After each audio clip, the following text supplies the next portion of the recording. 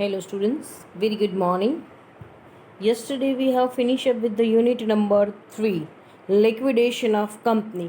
ગઈકાલે આપણે લોકોએ કંપની લોની અંદર યુનિટ નંબર 3 કમ્પ્લીટ કર્યું હતું અને એ હતું લિક્વિડેશન ઓફ કંપનીનું વિસર્જન. આજે તમારી સાથે એક નવું યુનિટ સ્ટાર્ટ કરું છું, યુનિટ નંબર 4. યુનિટ 3 આપણે કમ્પ્લીટ કર્યું. Now we are taking up with the unit number 4. Unit number 1 અને 2 આપણે પછી કરશું. ક્લિયર? હવે આપણે જોઈએ છીએ અત્યારે unit number 4. Once we will finish up with the unit number 4, V start with the unit number 1 and then 2. Unit number 4, this unit is altogether a new for you. આ યુનિટ તમારા માટે નવું છે. આની અંદર તમારે લોકોએ લેન્ડમાં કેસીસ સ્ટડી કરવાના છે. All together 4 cases are there. 4-5 case તમને આની અંદર આપેલા છે અને એને તમારે સ્ટડી કરવાના છે.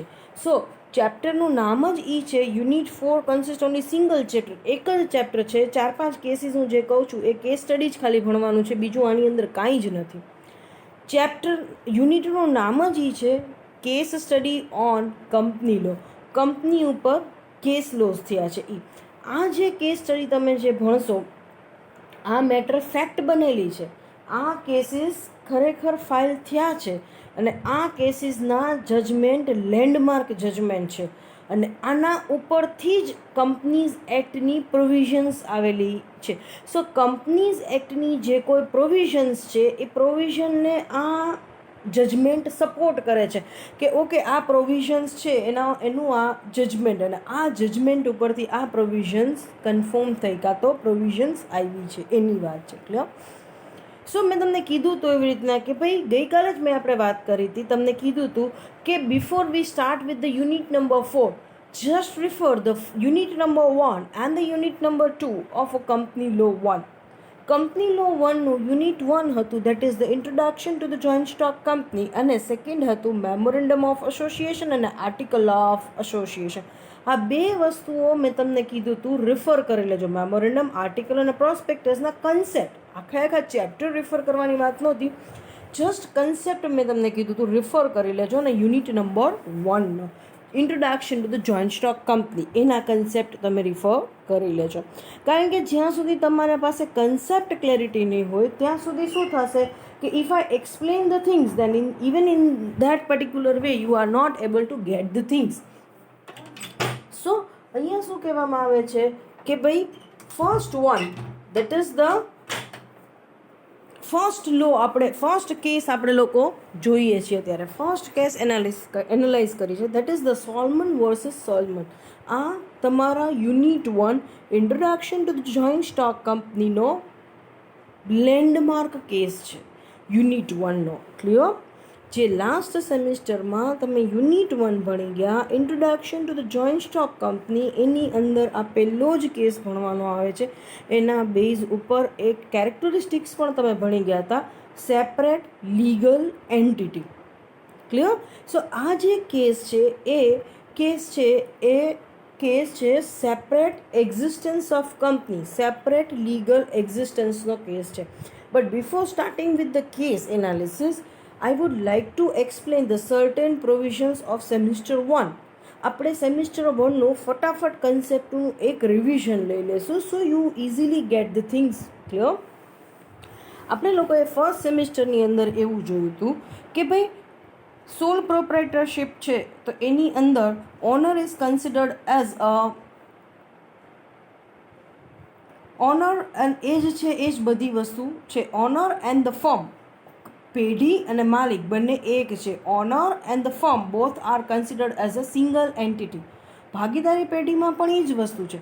પણ in the company form of the organisation, once you incorporate the company, once you follow the legal process for the incorporation of the company become a different legal entity from its member. એકવાર તમે કંપનીની સ્થાપના કરો છો, કંપનીની સ્થાપનાની કાયદેસરની પ્રક્રિયા follow કરો છો, પછી કંપની કાયદાની નજરમાં એક અલગ અસ્તિત્વ ધરાવે છે. એના માટે પણ આપણે ભણી ગયા આર્ટિફિશિયલ લીગલ પર્સન. આ પણ એક કેરેક્ટરિસ્ટિક્સ ભણી ગયા કે once you incorporate the company, એકવાર કંપનીની સ્થાપના થશે, the company will have a company will enjoy all the human rights, all the rights of a natural human being. Company કુદરતી માનવના તમામ અધિકારો ભોગવે છે, એટલે જ એને કહેવામાં આવે છે પર્સન. બટ આર્ટિફિશિયલ પર્સન, એને કૃત્રિમ અસ્તિત્વ છે, કુદરતી અસ્તિત્વ નથી. Company does not have a physical existence. કંપનીને આપણી જેવું એક્ઝિસ્ટન્સ નથી, બે હાથ, નાક, બે કાન, એ નથી. કંપની બોલી શકતી નથી, પણ કંપનીની નોંધણી થઈ જાય છે એટલે કંપની તમામ માનવીય અધિકારો ભોગવે છે. કેવા? તો કે company can purchase the assets on it's on name, company can file the cash on it's on name, company can cell the assets on it's on name. Company પોતાના નામે મિલકત ખરીદી શકે છે, કંપની પોતાના નામે મિલકત વેચી શકે છે, કંપની પોતાના નામે દાવો દાખલ કરી શકે છે. સો અહીંયા શું કહેવામાં આવે છે કે company become a separate legal entity from the day of its incorporation. કંપનીની જે દિવસે સ્થાપના થાય છે ત્યાર પછી કંપની એક અલગ અસ્તિત્વ ધરાવે છે કાયદાની નજરમાં. ડન. બીજી વસ્તુ આપણે લોકોએ જોયું હતું કે company is different from its member. So liability of the company doesn't bound the member and the member's liability doesn't bound the company. Company અને સભ્યો બંને કાયદાની નજરમાં અલગ અસ્તિત્વ ધરાવે છે. સો કંપનીની જવાબદારી સભ્યોની જવાબદારી નથી અને સભ્યોની જવાબદારી કંપનીની જવાબદારી નથી. બીજી પણ આપણે કેરેક્ટરિસ્ટિક્સ ભણી ગયા હતા, દેટ ઇઝ લિમિટેડ લાયબિલિટી. કંપનીની અંદર આ મેજર બેનિફિટ છે. લિમિટેડ લાયબિલિટી, મર્યાદિત જવાબદારી. કંપની ફોર્મ ઓફ ધી ઓર્ગેનાઇઝેશનની અંદર આ મહત્ત્વનો એક કેરેક્ટરિસ્ટિક્સ છે, મહત્ત્વની વાત છે, લિમિટેડ લાયબિલિટી. જોઈન્ટ સ્ટોક કંપનીની અંદર લિમિટેડ લાયબિલિટી હશે. It means liability limited to the number of share held by the particular member. Liability is limited up to the amount of share capital invested by particular member, up to the amount of investment. તો કંપનીની અંદર કોઈ પણ વ્યક્તિની જવાબદારી કેટલી રહેશે? મર્યાદિત. એટલે કે કાલ સવારે કંપનીનું વિસર્જન થશે અને દેવા ચૂકવવાના થશે તો જે તે સભ્યોની જવાબદારી કેટલી રહેશે? જેટલા રકમના શેર ખરીદેલા છે એટલી, કાં તો જેટલી રકમનું રોકાણ કરેલું છે એટલું. એનાથી વધારે beyond the particular limit a members are not responsible. સભ્યો જવાબદાર નથી. કંપનીના દેવા ચૂકવવા માટે સભ્યો જવાબદાર નથી. If the company is unable to pay back its debts or the payback its due from the assets of the company, from the capital of the company, then the company declared insolvent over a period of time. જો company પોતાની મૂડીમાંથી, પોતાની મિલકતમાંથી દેવા ચૂકવી નથી શકતી તો company સભ્યો જવાબદાર નથી. સભ્યો એના રોકાણ પૂરતા જ જવાબદાર છે. એને જેટલી રકમના શેર ખરીદેલા છે એટલી જ રકમનું દેવું ચૂકવવા માટે જવાબદાર છે, એનાથી વધારે નહીં. જો એનાથી વધારે ખર્ચ, એનાથી વધારે દેવું છે તો સભ્યો જવાબદાર નથી. કંપનીની બધી મિલકત વેચી દેવામાં આવશે અને કંપની છે એની બધી મૂડી ભરપાઈ કરવા માટે વાપરી નાખવામાં આવશે. છતાં પણ દેવા ચૂકવવાના બાકી છે તો કંપની નાદાર જાહેર થઈ જશે. ક્લિયર? કંપની છે એ insolvent ડિક્લેર થઈ જશે. Members are not responsible for the repayment of debts of the company. કંપનીના દેવા ચૂકવવા માટે સભ્યો જવાબદાર કોઈ પણ સંજોગોમાં નથી. હવે તો આપણને ખબર છે કે તમારે કંપનીની સ્થાપના કરવી છે તો કાયદા દ્વારા જ થશે. You have to follow the incorporation procedure for the same. આપણે ગયા સેમિસ્ટરમાં જોઈ ગયા હતા કંપનીની સ્થાપનાની પ્રક્રિયા, કે જો તમારે કંપની ચલાવવી છે તો આવા કેસની અંદર કંપનીની સ્થાપનાની પ્રક્રિયા તમારે કરવી પડશે. પ્રોસિજર ફોર ઇનકોર્પોરેશન ઓફ કંપની ગયા વખતે જ આપણે જોઈ ગયા છીએ લાસ્ટ સેમિસ્ટરની અંદર. હવે એવી જ રીતના if you wish to wind up the company, તમને કંપનીનું વિસર્જન કરવું છે તો in that particular case you have to follow the legally winding up procedures. Then and then company gets into the dissolution. કંપનીની વિસર્જનની પ્રક્રિયા કરવી છે તો પણ તમારે કંપની બંધ કરવાની પ્રક્રિયા કાયદેસરની ફોલો કરવી પડશે. પછી જ કંપનીનું વિસર્જન થશે, પછી જ કંપની બંધ થશે. સો એવું કહી શકાય કે company is a child of law. Its a birth, growth and death is done by law only. કંપનીની શરૂઆત પણ કાયદા દ્વારા થાય છે અને કંપની છે એનું જીવનનું અંત, એનું મરણ પણ કાયદા દ્વારા થાય છે. સપોઝ સે ફોર એક્ઝામ્પલ, તમે સભ્યો ભેગા થઈ ગયા, મૂડી લઈ આવ્યા, શેર બહાર પાડી દીધા અને કંપની શરૂ કરી દીધી, તો ચાલશે? જ્યાં સુધી કંપનીની સ્થાપનાની પ્રક્રિયા નહીં કરો, કંપનીની નોંધણી નહીં કરાવો, કંપની સ્થાપવાનું પ્રમાણપત્ર નહીં મેળવો, કંપની કાયદેસર રીતના શરૂ થશે ના. You have to follow the incorporation procedure. You have to obtain the registration of company.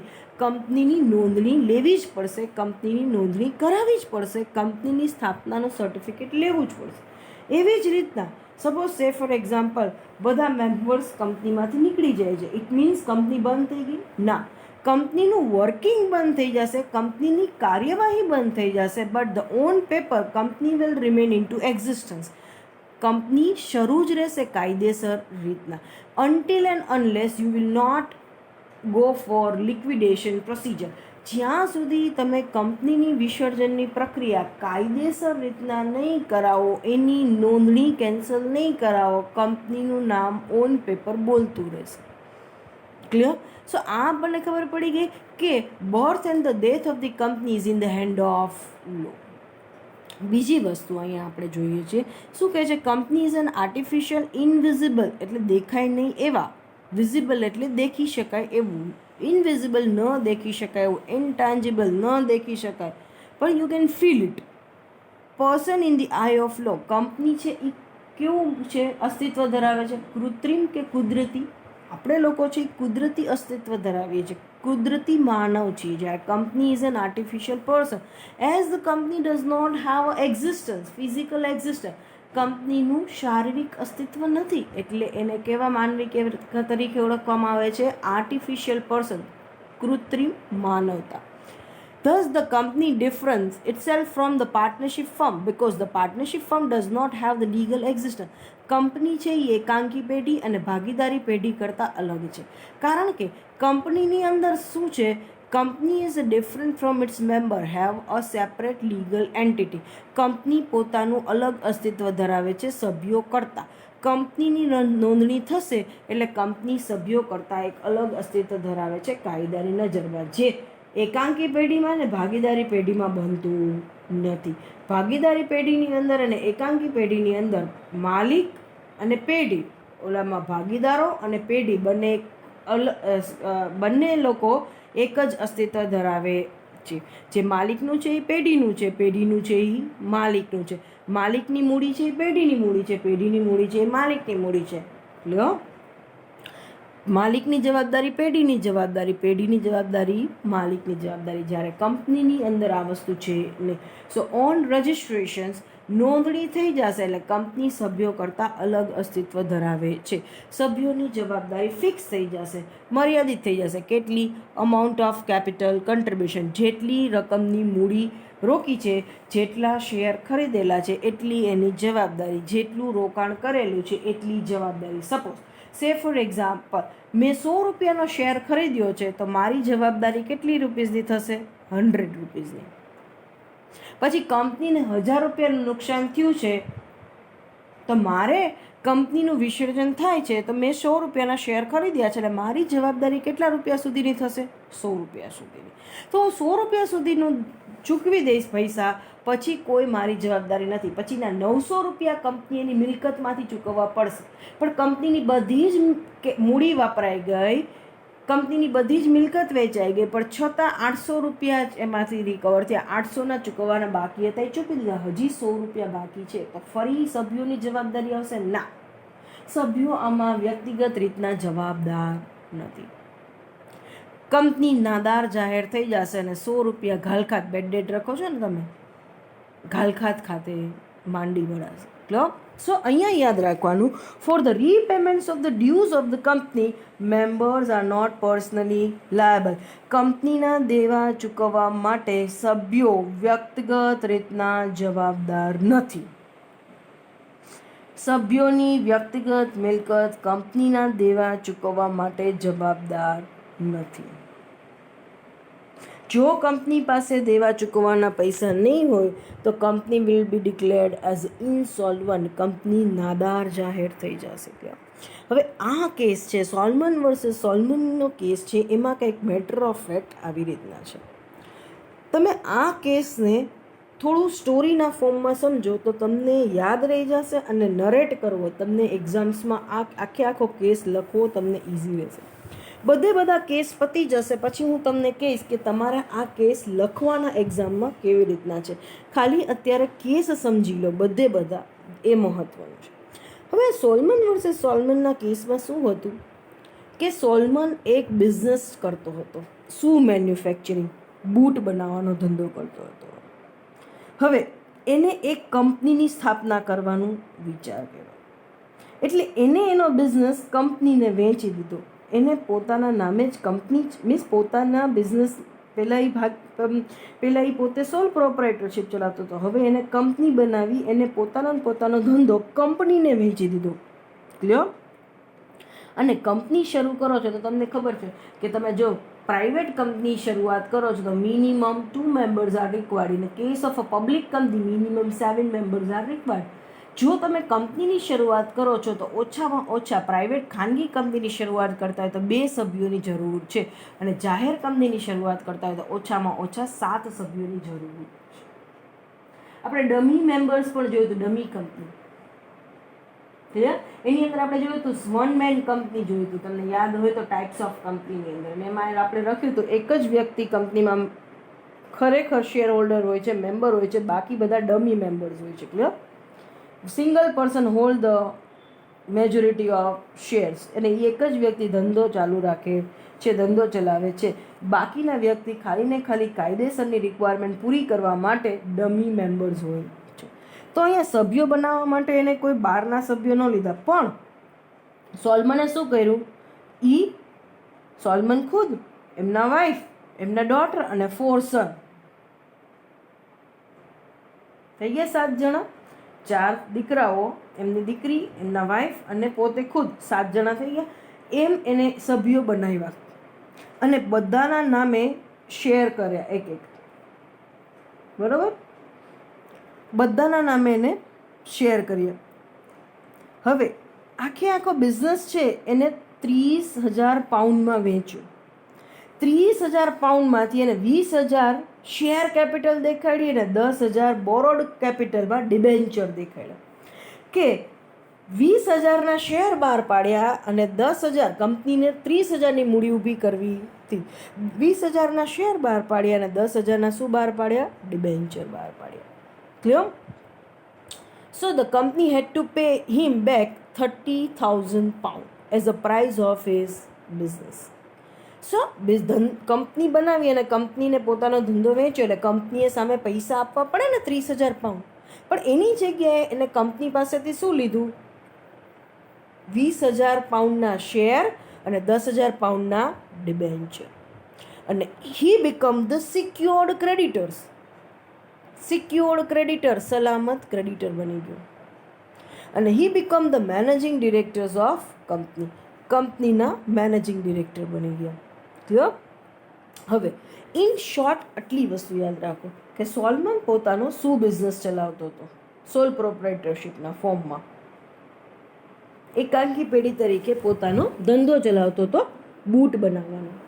એને પોતાનો ધંધો કંપની એક બનાવી ઓન પેપર એના નામે, અને એને કંપનીને વેચી દીધો એ ધંધો. કારણ કે કંપની પોતાના નામે મિલકત ખરીદી શકે છે, વેચી શકે છે. કંપનીએ પોતાના નામે ધંધો ખરીદ્યો. તો એ ધંધાની કિંમત હતી 30,000 પાઉન્ડ. તો કંપનીએ સોલમનને કેટલા ચૂકવવા પડશે, 30,000 પાઉન્ડ. એની જગ્યાએ સોલમને શું કર્યું, 20,000ના શેર ખરીદ્યા અને 10,000ના શું ખરીદ્યા, ડિબેન્ચર ખરીદ્યા.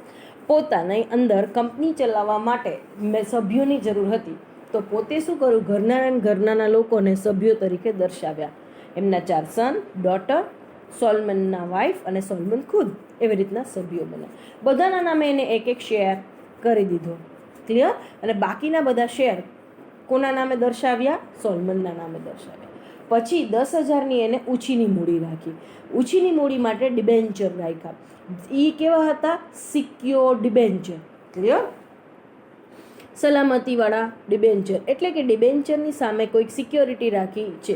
એ સિક્યોર ડિબેન્ચરનો મતલબ શું છે કે સિક્યોરિટી ડિબેન્ચર બહાર પાડતી વખતે એ લોકો કોઈક વસ્તુ મોર્ગેજ ગીરો મૂકે ડિબેન્ચર હોલ્ડરની સામે, કે કાલ સવારે if the company is unable to make the payment of debenture, then in that particular case debenture holder has a right to recover the amount from the particular asset. Secure debentures એટલે કહેવામાં આવે છે. Secure debenture એટલે શું કે company જ્યારે debenture બહાર પાડે છે ત્યારે ડિબેન્ચર હોલ્ડરની સામે કોઈ મિલકત ગીરો મૂકે છે, મોર્ગેજ મૂકે છે, અને એને શ્યોરિટી આપે છે કે કાલ સવારે કંપની જો ડિબેન્ચરનું પાકતી તારીખે પૈસા પરત ન આપી શકે તો ડિબેન્ચર હોલ્ડર્સ છે એ પાકતી તારીખે કંપનીની જે તે મિલકત ગીરો મૂકી છે એ વેચી અને પોતાના પૈસા રિકવર કરી લે.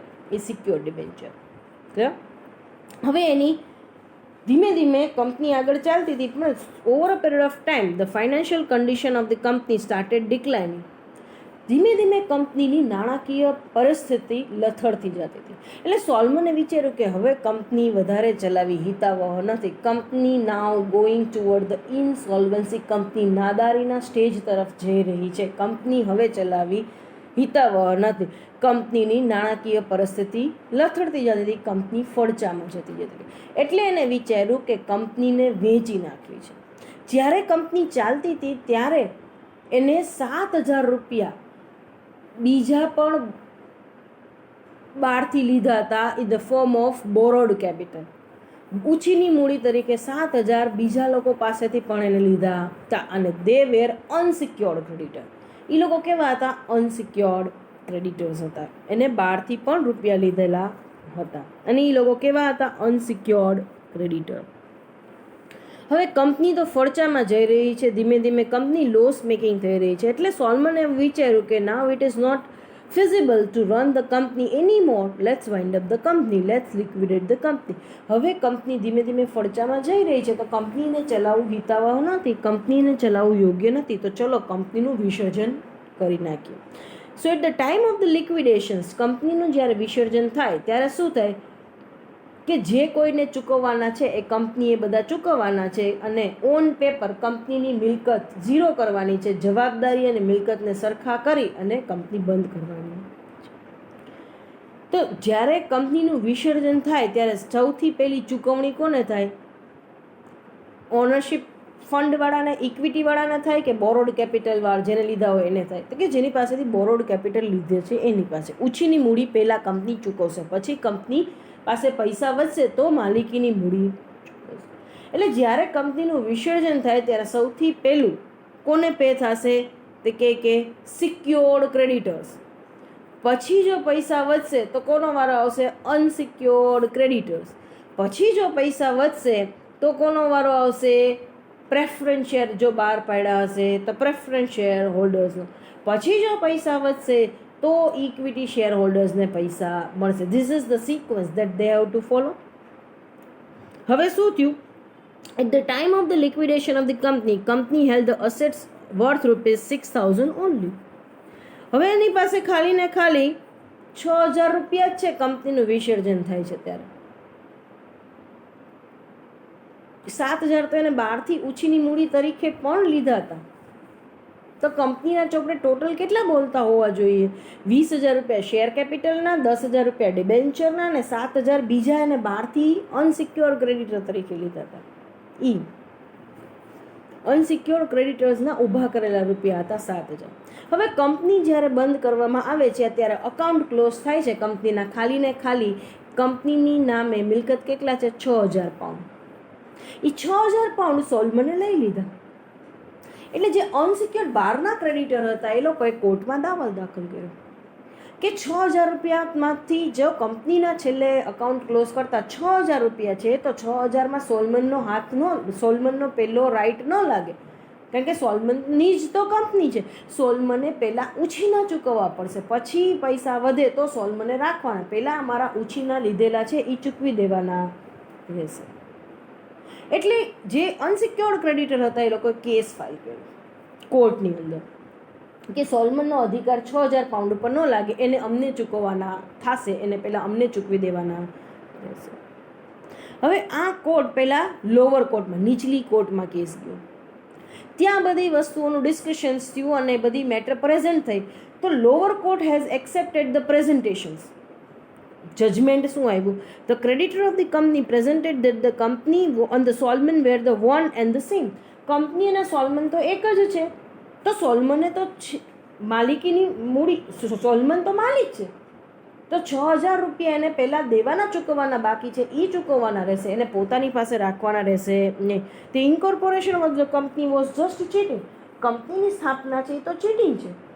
અમારી પાસેથી 7,000 ઉઘરાવી લીધા ને હવે કંપની બંધ કરે છે ને પોતે 6,000 વૈધા છે એ રાખી લે છે. એટલે લોઅર કોર્ટે આ વસ્તુ એક્સેપ્ટ કરી કે સોલમનને 6,000 રૂપિયા રાખવા ન જોઈએ, સોલમને બહારના લોકો પાસેથી જે ઉછીના પેઠે રૂપિયા લીધા છે એ પહેલાં ચૂકવવા જોઈએ. સોલમને હાઈકોર્ટની અંદર કેસ ફાઇલ કર્યો. હાઈકોર્ટની અંદર જ્યારે કેસ ફાઇલ થયો ત્યારે કોર્ટે એમ કીધું કે ભાઈ ઓન ઇનકોર્પોરેશન ઓફ કંપની, જેવી કંપનીની સ્થાપના થઈ કે તરત જ Salomon and the company become a separate legal entity. Salomon અને કંપની બંને કાયદાની નજરમાં અલગ અસ્તિત્વ ધરાવે છે. સોલમનના પૈસા કંપનીના નથી, કંપનીના પૈસા સોલમનના નથી. એટલે કંપનીનું જ્યારે વિસર્જન થાય છે ત્યારે કંપનીના ચોપડે 6,000 રૂપિયા બોલે છે, 6,000 પાઉન્ડ બોલે છે. તો એ 6,000માંથી પહેલાં કાયદેસર મુજબ કોને પેમેન્ટ થશે? Secured creditor. હવે સિક્યોર્ડ ક્રેડિટર કોણ બોલે છે ચોપડે? તો કે સોલમન. તો 6,000 કોને મળશે? સોલમનને મળશે. પછી જો પૈસા વધે તો પછી અનસિક્યોર્ડ ક્રેડિટરને મળશે, પણ પૈસા વધતા જ નથી એટલે અનસિક્યોર્ડ ક્રેડિટરને મળશે નહીં. So Salomon and the company both are different entity in the eye of law. Salomon અને કંપની બંને એક અલગ અસ્તિત્વ ધરાવે છે કાયદાની નજરમાં. સોલમનની કંપની નથી. No one is considered as a owner of the company. કંપનીનું કોઈ માલિક નથી, કંપની કોઈની નથી. કંપનીની મિલકત કોઈની મિલકત નથી, કંપનીની મૂડી કોઈની મૂડી નથી. ક્લિયર?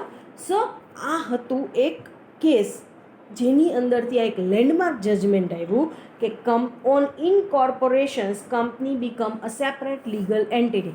જેવી કંપનીની સ્થાપના થાય છે, કંપની કાયદાની નજરમાં એક અલગ અસ્તિત્વ ધરાવે છે. Company is different from its member. Company સભ્યો કરતાં અલગ અસ્તિત્વ ધરાવે છે.